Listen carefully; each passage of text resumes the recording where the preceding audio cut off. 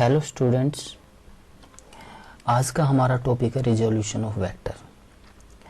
Resolution of vector पढ़ने से पहले हम parallelogram law of vector addition, triangle law of vector addition और polygon law of vector addition की बात करते हैं।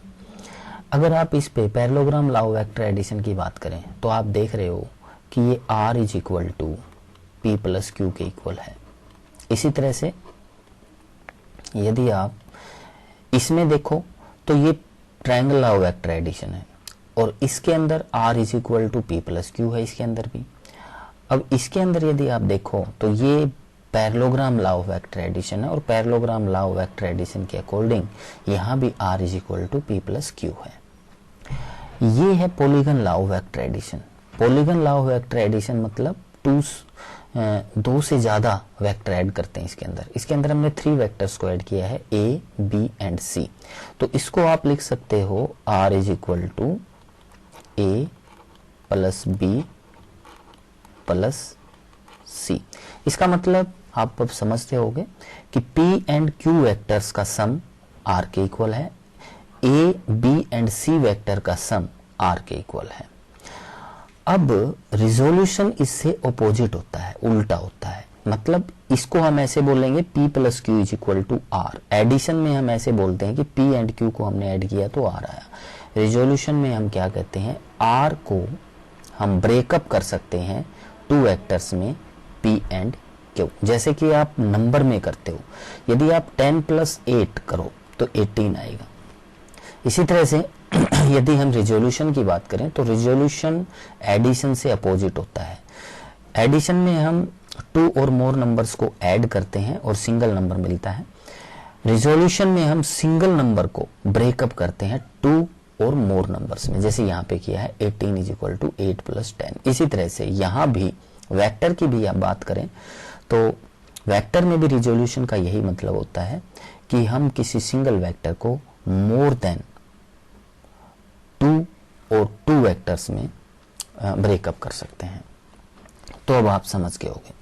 तो इसमें हमने R वेक्टर को, इसके अंदर R वेक्टर को 3 डिफरेंट वेक्टर्स में रिजोल्व किया है। तो इन वेक्टर्स को 3 डिफरेंट वेक्टर्स हैं A, B एंड C। इनको हम बोलेंगे कंपोनेंट ऑफ वेक्टर R। तो R के कंपोनेंट हैं इसके अंदर 3 A, B एंड C। इसके अंदर R के कंपोनेंट है 2 P एंड Q। इसके अंदर भी R के कंपोनेंट P एंड Q और इसके अंदर भी R के component P and Q।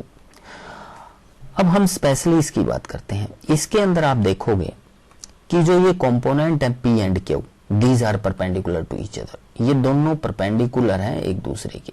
P and Q are perpendicular, तो इसलिए इनको रेक्टेंगुलर कंपोनेंट भी कहते हैं। तो न्यूमेरिकल प्रॉब्लम में मोस्टली हम रेक्टेंगुलर कंपोनेंट को ही डील करेंगे, तो हम इसी की बात कर लेते हैं। अब आप इसके अंदर देखोगे कि यदि आप ट्रायंगल डिस्कस करो OST, इसकी यदि बात करो in right angle triangle OST, तो आप पाओगे कि OS डिवाइडेड बाय OT ये बनता है कोस थीटा के इक्वल। तो आप समझ सकते हो कि OS is equal to OT cos theta. अब OT किसके इक्वल है, OT को हम R वेक्टर का मैग्नीट्यूड मान सकते हैं। तो R वेक्टर के मैग्नीट्यूड को मैं यहाँ पे R लिख देता हूँ, R कोस थीटा। तो ये R को OS किसके इक्वल होगा, R कोस थीटा के इक्वल। और इसी तरह से आप ST की वैल्यू निकाल सकते हैं, ST is equal to R sine theta आएगा।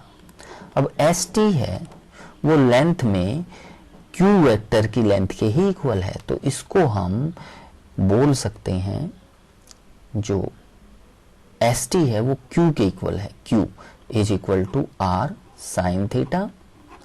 और OS है, OS P वेक्टर की मैग्नीट्यूड के इक्वल है, लेंथ के इक्वल है। तो हम OS को बोल सकते हैं P is equal to R cos theta. तो इस तरह से हमने यहाँ पे जो कंपोनेंट्स थे रेक्टेंगुलर कंपोनेंट R के, उनकी वैल्यू निकाल ली है। तो P वेक्टर है उसका मैग्नीट्यूड यहाँ पे आ रहा है R कोस थीटा और Q वेक्टर है इसका मैग्नीट्यूड आ रहा है R साइन थीटा। तो हम जब भी कंपोनेंट, रेक्टेंगुलर कंपोनेंट की बात करेंगे तो मैग्नीट्यूड निकालेंगे। और यहाँ से आप समझ सकते हो, हमें एक बात याद रखनी है, जिस डायरेक्शंस के साथ एंगल बनाती है वेक्टर, जैसे आर वेक्टर है वो इस डायरेक्शन के साथ एंगल बना रही है, तो ये कंपोनेंट आएगा कोस थीटा, मतलब आर कोस थीटा।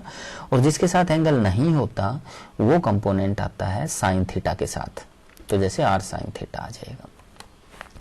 तो अब हम इसको प्रैक्टिकली समझने की कोशिश करते हैं।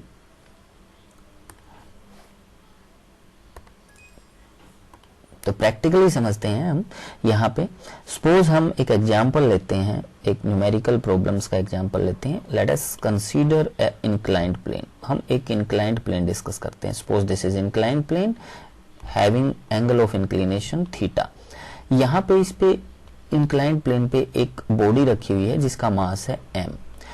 तो हम देखेंगे कि जो बॉडी है उसका वेट परपेंडिकुलरली डाउनवर्ड एक्ट करता है, तो इसका जो वेट होगा mg वो परपेंडिकुलरली डाउनवर्ड होगा।